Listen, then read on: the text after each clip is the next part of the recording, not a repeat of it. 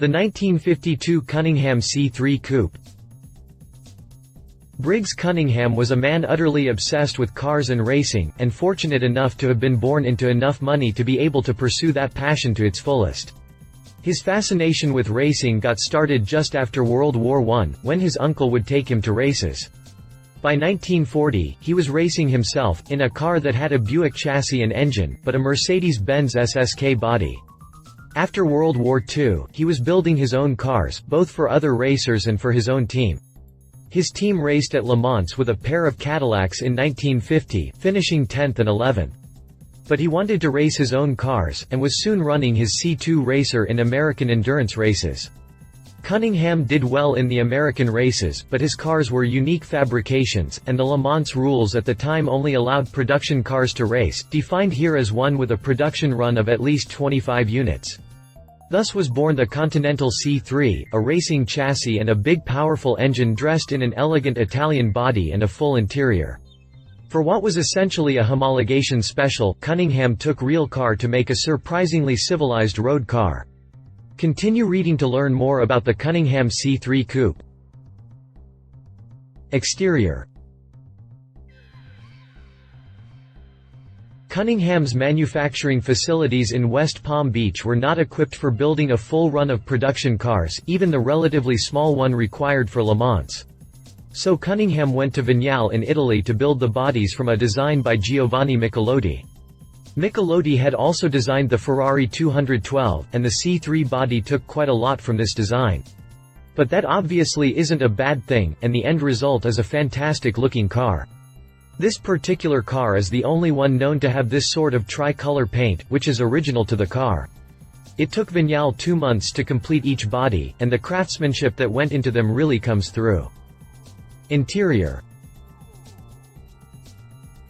The words low-volume homologation special are not ones that typically conjure images of well-appointed interiors. Which is why the interior of the C3 will probably come as a pleasant surprise. It can compete easily with any of the finer European sports car interiors of the day, and indeed, some of those Ferrari 212 styling influences from the exterior can also be found on the interior, particularly in the oversized gauge cluster. The seats are finished in fine leather, and take a look behind them at the luggage area and you'll see bespoke luggage finished in the same leather as the seats. But just like the car itself, you'll find American mechanical workings behind this. The big example being the Ford radio made to fit perfectly with the very Italian-looking dash. Drivetrain. The internal of the 5.4-liter firepower Hemi V8 remained unchanged, but Cunningham fabricated a new intake manifold to accommodate the 4 Zenith downdraft carburetors that the engine now breathed through. There are a lot of examples of small European sports cars getting big American 5.8 engines, mostly from at least a decade after the C3 was built. The only thing European about the C3 was the coachwork, but it still could have served as an important inspiration. The engine in the C3 was provided by Chrysler, as was the semi-automatic transmission. Chrysler worked with Cunningham, and even provided the engines at a discount, but Cunningham still ended up making changes. The internal of the 5.4-liter firepower Hemi V8 remained unchanged, but Cunningham fabricated a new intake manifold to accommodate the 4 Zenith downdraft carburetors that the engine now breathed through. It was good for 220 horsepower, a bit more than most of the Le Mans racers at the time, and generally better when it came to the low-end grunt needed to power out of corners and the reliability needed to finish an endurance race. That said, the early 50s were one of the most competitive eras in the history of the race, with Ferrari, Mercedes-Benz and Jaguar battling it out on the top. For newcomer, no matter how good a newcomer, taking on all 3 of these titans would be a monumental task. So even though Cunningham never took an overall win at Le Mans, the third-place wins in 1953 and 1954 should still be considered a massive achievement, as in another era those could have easily been overall wins. Prices. The C3 was the only car that Cunningham ever intended to homologate, and therefore the only one ever sold to the public. Cunningham was supposed to build 25 units of the car in order to be allowed to race at Le Mans, but he was allowed to race while they were still being built. Production was extremely slow, especially on the Italian side of things, and having the chassis and body manufactured on two different continents surely didn't help anything. From a collector's perspective, this is just fine. Vignale took the time to get the details right and the end result is incredible. But that does mean that even the modest goal of 25 was never actually reached, and just 19 were actually produced.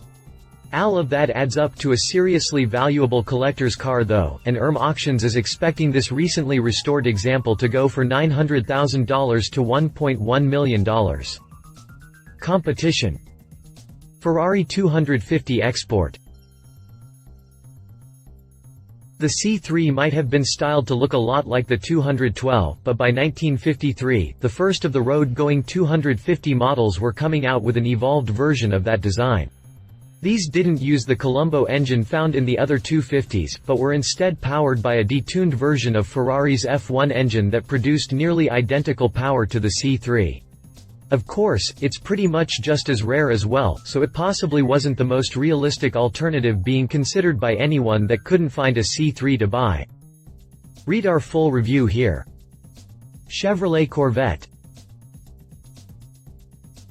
The C1 Corvette was launched in 1953 and was initially very much the same sort of idea as the Cunningham C3.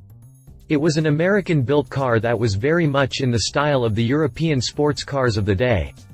The fiberglass body made the car light, but the inline-six engine that was the only one offered for the first 2 years was seriously lacking in power when compared to the Cunningham car. The design and the interior aren't quite up to the level that Vignale bestowed on the C3 either. But a Corvette cost a third of what the C3 cost, and on top of that you could actually buy one. Those are pretty important factors. Read our full review here. Conclusion.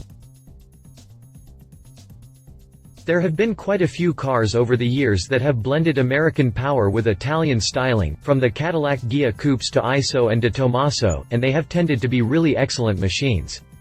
But the C3 is on a tier above even those. It has a full-on race car chassis, a tuned engine and a spectacular interior.